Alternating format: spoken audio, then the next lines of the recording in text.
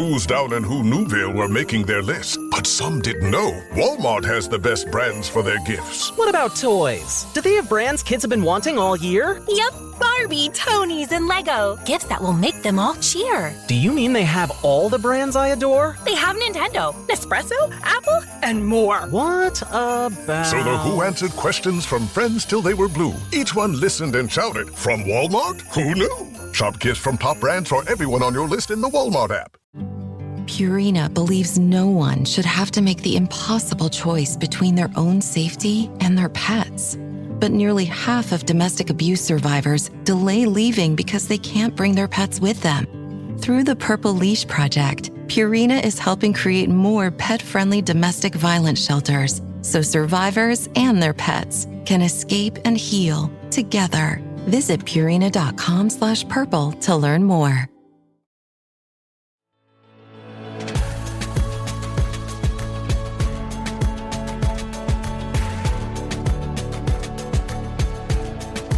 I am Nicole Khalil, and you're listening to the This Is Woman's Work podcast, where together we're redefining what it means, what it looks and feels like to be doing woman's work in the world today. From boardrooms to studios, kitchens to coding dens, partnerships at home and in business, we're talking about all of it. And today, we hone in on business partnership. Because when it comes to starting a business, most of us are taught to value independence. We think about being a solo trailblazer who charts her own course and makes her own rules. And sure, there's something exciting about that, about answering only to yourself and reaping the rewards of all of your own efforts. But going it alone can also be isolating, overwhelming, and let's be honest, sometimes fucking lonely. So we're going to explore another way, and that is choosing to partner up. Not just as a strategic move, but as a game-changing approach that's rewriting the entrepreneurial playbook. Business partnerships bring together more than just two minds. They merge strengths, perspectives, and the kind of support that only comes from shared experiences and mutual understanding. But let's not pretend that it's all sunshine and inspirational quotes. Partnerships come with their share of challenges. From division of labor to navigating disagreements, partnering requires a unique blend of trust, communication, and a whole lot of collaboration. It has a lot in common with romantic relationships, and those can be really hard, right? And let's add in the element of women choosing to go into business partnership with another woman. There's often a stigma that female partnerships can be fraught with emotion, competition, or even a ticking time bomb of drama. The truth? Those stigmas are rooted more in outdated stereotypes than in reality. Sure, there are cons to consider. Different work styles, managing expectations and time, and the likelihood of occasional conflict. But the pros can create a powerful collaboration that far outweighs the cons. When done right, partnership doesn't just benefit those involved, they set an example for the entire business community. They show what can be gained when women support and align with each other, not just in passing, but in practice.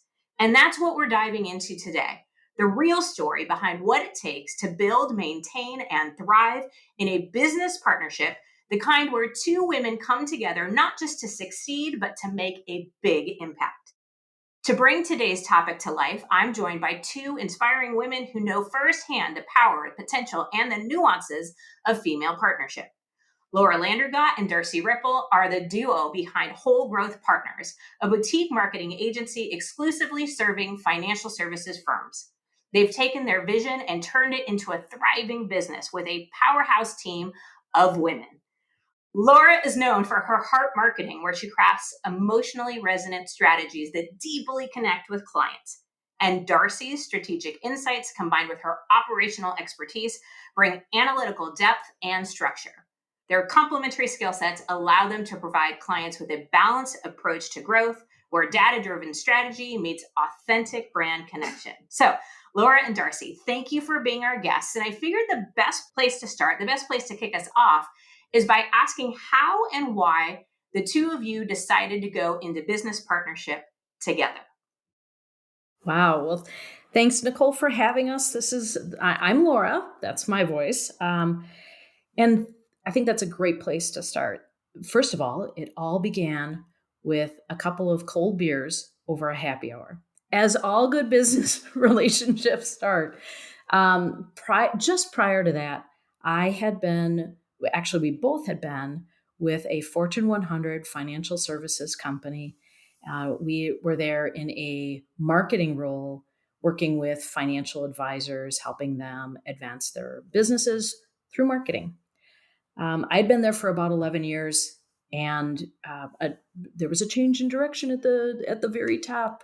A new CMO came in. It was pretty clear that the work that my team and I were doing was not on the strategy roadmap moving forward. And so I had some heads up. I left the company. And then about a month later, had an opportunity for Darcy and I to sit down together just to catch up. And what I had shared with her was kind of my journey thus far.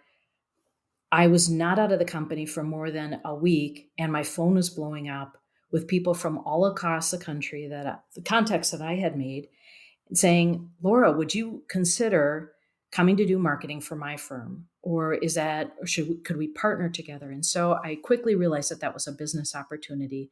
I'm a serial entrepreneur. This is my third business that I've started. And so I was very excited about that.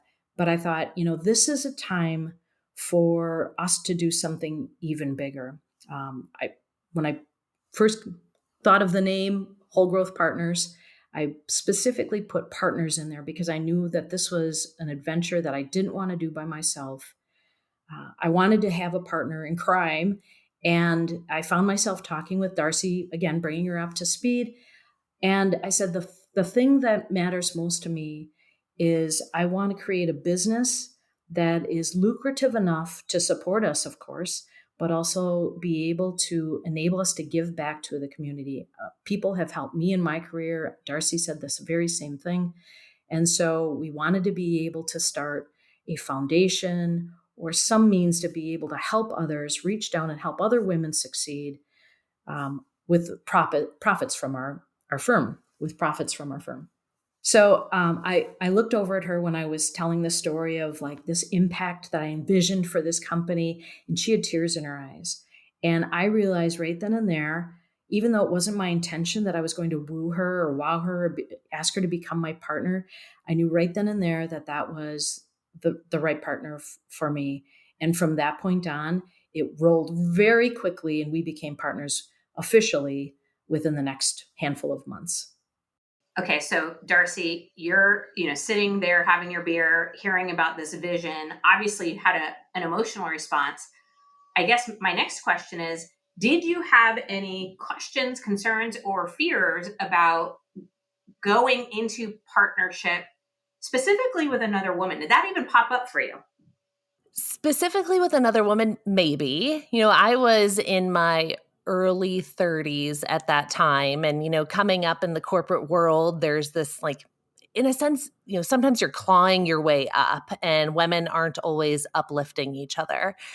Add to that, when Laura and I were working together at that company, she was actually my manager. So there was that component where, I'm thinking gosh, how do we go from this boss employee role to this business partner role? And my husband was bringing up the same questions to me. And so I'm thinking about this and analyzing it and thinking, well, gosh, I love the idea of becoming an entrepreneur. That's always been in my vision, but I didn't think it was going to come up so quickly. But also to become somebody's partner and to become Laura's partner, weighing the pros and cons there. It became clear pretty quickly when my husband came to me and he said, I posed this question, but I hear you and Laura on the phone talking about the what ifs, and the way you guys communicate, it's just so clear that there's so much mutual respect, there's trust, that you guys share the same vision. And he's like, I say go for it. I mean, what do you have to lose? And if you're going to partner with anyone, that we found our kindred spirits and we're heading in the same direction and we're going to go places. Okay, so that kind of brings me to, I think, the big question. I alluded to it in my intro that there are pros and cons. Forget even that you're both women. They're just pros and cons of partnership, romantic and business-wise. So let's hone in on some of the pros. You've mentioned a few already: the division of labor, different skill sets. But what do you see from your experience as the pros and what is gained by being in business partnership? Well, I think there are three things that come to mind for me. One is that there's balance. Um, yes, the distribution of work, but also the mental capacity, but being able to bounce an idea off of someone, um, building an idea and kind of making it even better by working together on it. So that balance, then which leads to freedom, being free to be able to focus on the things that I do best, and same for Darcy. Recognizing that we don't have to be the experts, and then being able to be authentic.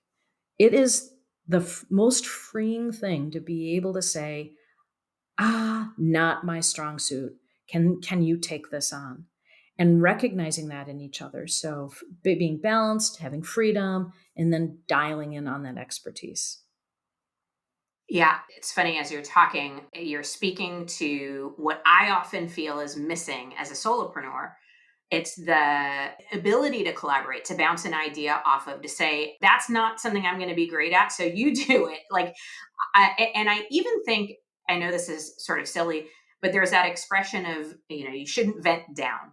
And I think that's a good rule of thumb. And when you have a partner, you have a lateral person that you can vent to. You can speak the frustrations of, business or somebody who isn't doing what they're supposed to be doing or whatever it might be, and not feel so lonely. Just having that opportunity to speak out loud to somebody else who gets it, I think is so important. Darcy, anything to add on the pros? Because we're going to hit the cons. Right before I had decided to embark upon this journey with Laura, I had actually gone to Denver's Entrepreneurship Week. So it's this, huge event downtown. And of course, I'm thinking about joining Laura. And so I decide to go to this session about the pros and cons of business partnerships.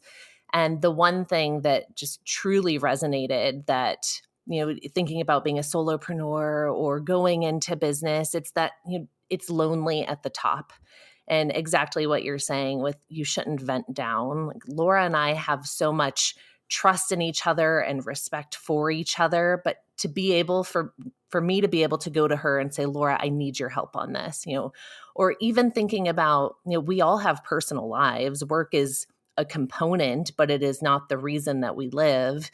For us to have each other's backs and taking things off of our plates. And, there's moments where Laura's just underwater with client work. I'm like, okay, what can I take on for you? And vice versa, that even though we have this division of roles, we are so willing to step in and flex a muscle for each other when it means that, when it means mental health and sanity and a willingness to stay in it and keep moving forward.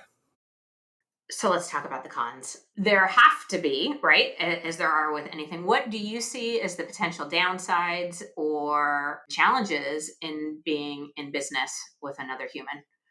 Well, I think there's the obvious one in the revenue. Being a business owner is a really lucrative endeavor. And when we think that, it's true, we have to split all of the profits within this business. But I think we'd much rather have each other than to be at the top alone, just reaping all the financial benefits.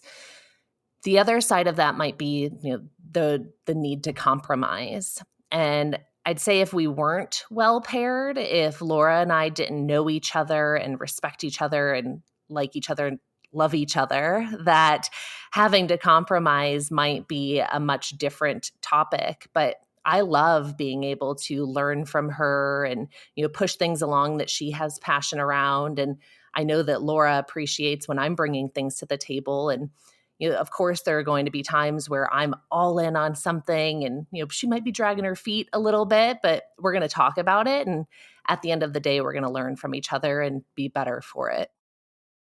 How do you handle if you don't see eye to eye on something? Like you think strategically you should go in two opposite directions, or, I have to imagine conflict comes up. What do you do in those moments? I'd say Laura and I have so much respect for each other and trust in each other and truly so much alignment that disagreements are few and far between. But of course, there are going to be moments where, we're both just so busy in other aspects of life or we're feeling stressed that we might not always respond the way we would want to respond to each other. When we think about it, like, most of our disagreements or, less than positive interactions have come from a breakdown in communication. It's when, life is busy, work is busy, maybe we've been traveling, client work has ramped up, and prioritizing each other has fallen to the wayside. We're really intentional with communication. She and I, we have weekly partner meetings. We are open to each other, that we know that we prioritize each other. If somebody needs something, we're going to drop everything to be there for them. When that breaks down because of life, that's when things just don't always go as they might in some of those more positive weeks. But being able to prioritize each other has really resulted in much better partnership and communication outcomes. And honestly, that's like in any relationship. You know how we're supposed to drink a bazillion ounces of water every day? Cute idea, but between work, life, and trying to remember what day it is, hydration doesn't always make the cut, which is why I love Cure. Cure hydration packs make it simple. Plant-based electrolytes, no added sugar, just 25 calories, and it hydrates better than water alone. And you know I love me some efficiency. My favorite flavor is lemonade. It's light, clean, and doesn't taste like somebody dumped a candy store into your water bottle. I use it on long recording days, when I'm traveling, or any day I hit noon and realize that I'm running purely on caffeine. And when I need more than hydration, like pre-workout where I need all the help I can get, I grab Cure Energy. It's got natural caffeine and electrolytes that get me moving and help me survive the part where I question all my life choices mid-workout. Staying hydrated isn't just about drinking water. You need electrolytes too. That's why I love Cure. It's clean, it tastes great, and it actually works. And for This Is Women's Work listeners, you can get 20% off your first order at curehydration.com/woman's work with code woman's work. And if you get a post-purchase survey, make sure to let them know that you heard about Cure right here. It really helps support the show. Don't just drink more water. Upgrade it with Cure. This episode is brought to you by Indeed. Stop waiting around for the perfect candidate. Instead, use Indeed sponsored jobs to find the right people with the right skills fast. It's a simple way to make sure your listing is the first candidates see. According to Indeed data, sponsored jobs have 4 times more applicants than non-sponsored jobs. So go build your dream team today with Indeed. Get a $75 sponsored job credit at Indeed.com/podcast. Terms and conditions apply. I'm always looking for ways to show my cat how much I love her. And with Fancy Feast gems, I can pamper her whenever I want with a savory gravy on top of a gourmet mousse pâté. The pyramid shape makes serving simple, so all I have to do is peel and plate to make mealtime feel extra fancy. And with 2 entrees in every pack, it's easy to turn every day into the extraordinary. Fancy Feast gems. I was just going to say the same thing. Yeah. I mean, in our personal relationships, it's prioritizing having the time to communicate.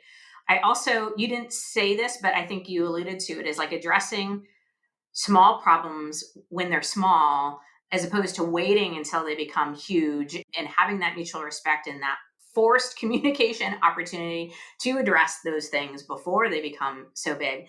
Laura, anything to add? And I also want to throw in, how do you handle being at different stages, phases, or places in life? Like if one of you is dealing with a challenge that the other isn't, or one of you has a situation that requires you to have more time out of the business and the other person doesn't. So kind of the obvious is like, if you have kids or maternity leave or a death of a family member or things like that, like how do you navigate the challenge of that? Well, first, let me step back and just add something else on this idea of disagreements and how you make that work, or if you're not really on the same page. One specific example happened recently where I was, as Darcy said, slammed with client work, and it's a slippery slope. Communication, failing communication is a slippery slope. Saying, I'm too busy. Can we push back our partner meeting? I've got some pressing deadlines. That's one red flag. In our Teams channel that Darcy and I have specifically, so the mom and dad don't air the laundry in front of the kids, and we're chatting online. If messages go unanswered, that's a red flag. If we're pushing back opportunities for us to communicate, that's a red flag. So that happened recently, and Darcy had to come to me and say, we need to come to Jesus. And she shook me a little bit and said, where are you?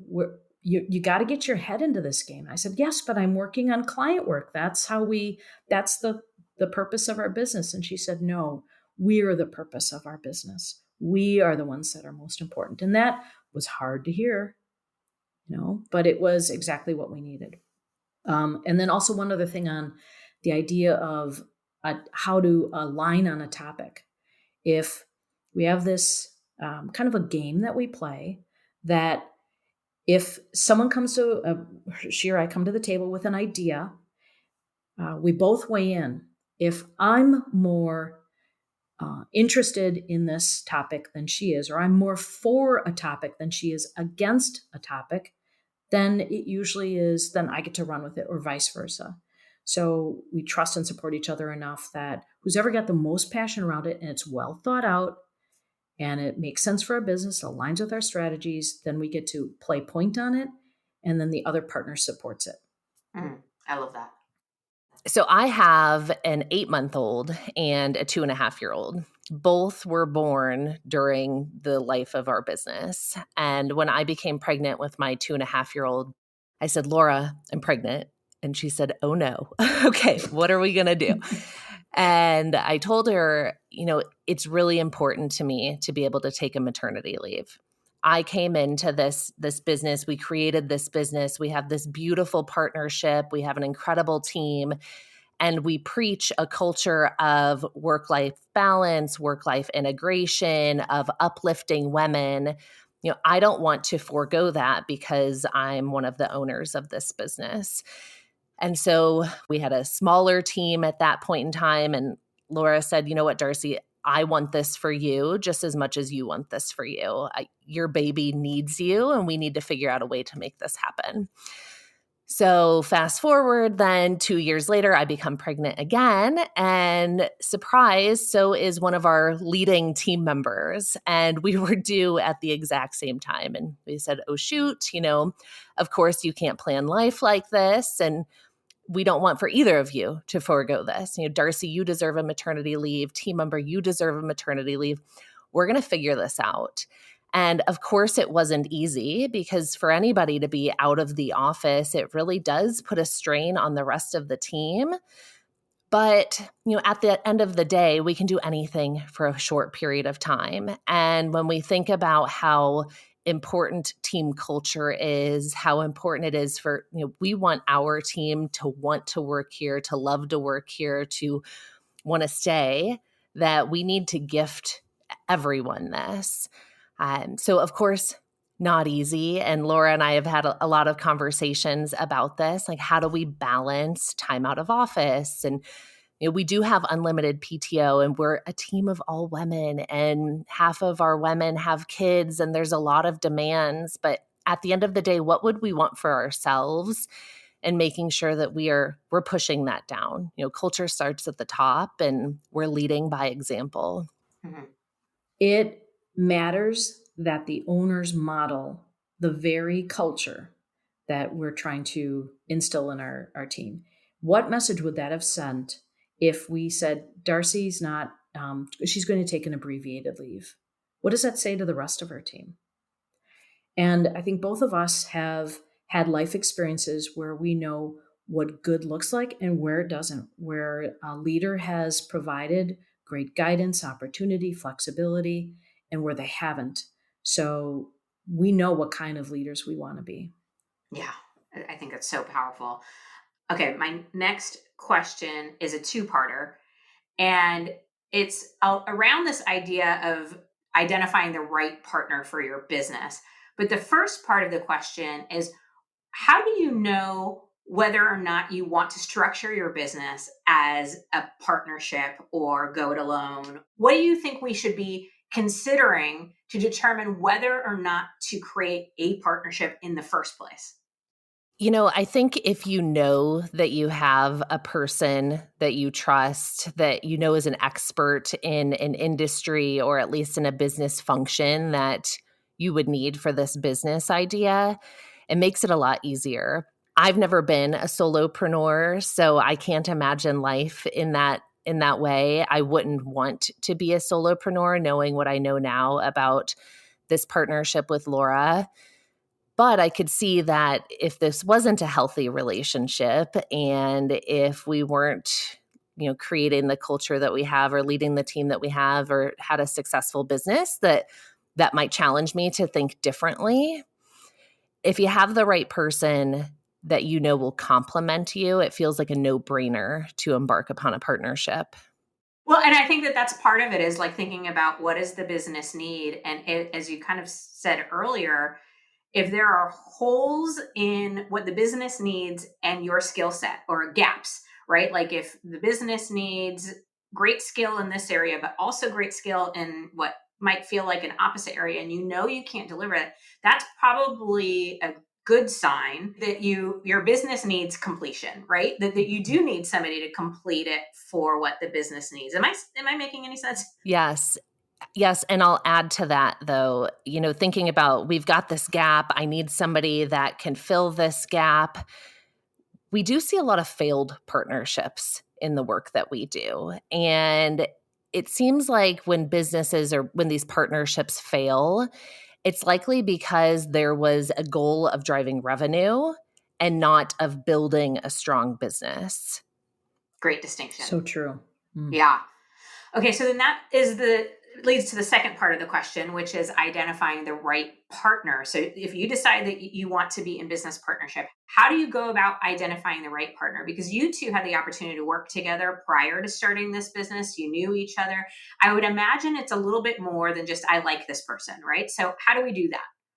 Many of your listeners, I'm sure, don't have that advantage of spending time together in a working capacity to really understand and the essence of that individual. So I'd boil it down to something that I think is transferable outside of work together, and that is uh, understanding someone's reputation. How are they seen? How are they respected in whatever environment that might be, social, community, work, what have you? Like, what's their reputation like?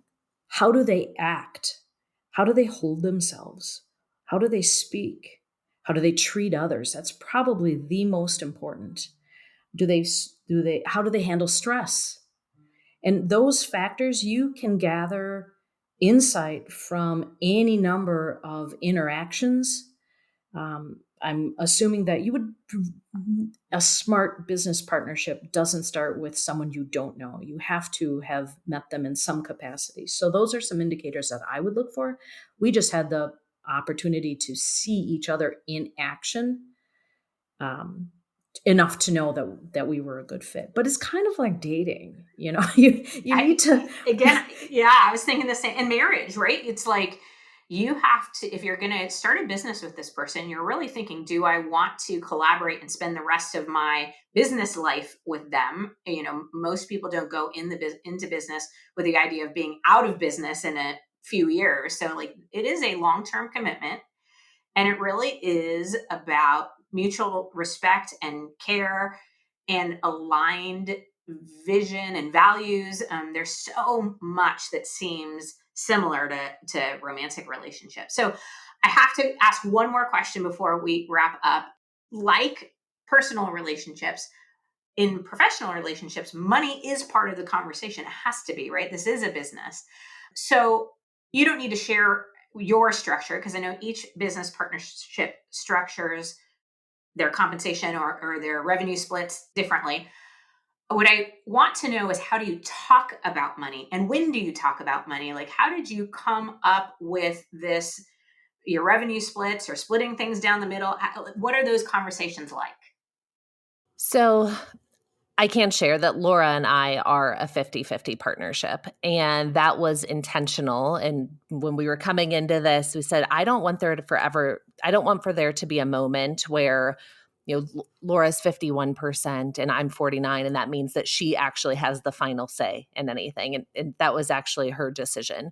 We want to be equal, and with that, because we're taxed as an S corp, actually requires that equal distribution. So it makes things really easy. Early on, we were thinking, well, how do we even know what to pay ourselves? What's our salary? How do we do distributions? What's a distribution? So we had to do a lot of education, and I actually lead the financial side of our business. So this required me to do a lot of self-education, actually helped along by our financial advisor. So, I read, I researched, figured out, well, what's an actual reasonable salary? How should we structure these distributions while making sure that we're actually keeping the business healthy? Because we don't want to build something that, we're cash poor and we don't have opportunities to reinvest in our team, reinvest in our business, to do really cool things that help us market and acquire new clients. There was a book that we read really early on in our business that helped essentially educate entrepreneurs on how you could structure your revenue in a way that allowed you to continue to build up essentially this bank, which in turn allows you to be more successful. Laura, anything to add? Darcy does a really nice job of educating me and bringing me along in full transparency. I never feel like I don't know what's going on. I have access to all the QuickBooks information. We have regular financial conversations on a quarterly basis, our profit statements, our distributions, etc., every quarter.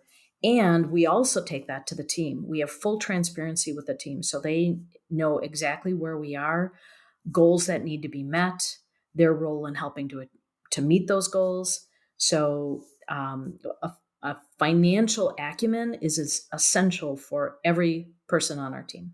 So, as is true for so many things during our conversation, great advice for business, also great advice for our marriages and partnerships in life. So thank you both for being here today and for your incredible work. I know our listeners are going to want to learn more. So the website is wholegrowthpartners.com. And you can also follow Whole Growth Partners on social media. We'll put all the links in show notes. Darcy, Laura, thank you both. Thank you, Nicole. Thank you.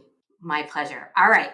In business, as in life, going solo might seem like the boldest move, but choosing to stand shoulder to shoulder with another powerhouse woman, that's not just bold, it's ambitious.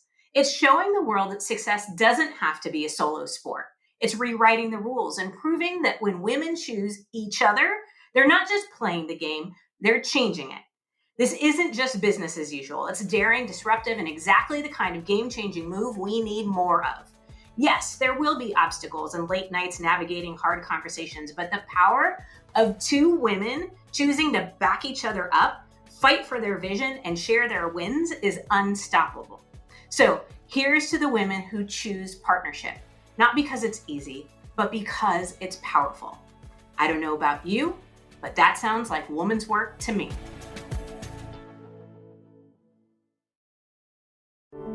Every minute your finance team spends wrestling with data is a minute lost. Insight Software's AI-powered insights instantly move you from complexity to clarity. Automated analysis, real-time reporting, strategic recommendations, all at your fingertips. Transform how your finance team works and watch your business grow. Stop wasting time. Start making smarter decisions. Learn more at insightsoftware.com/AI.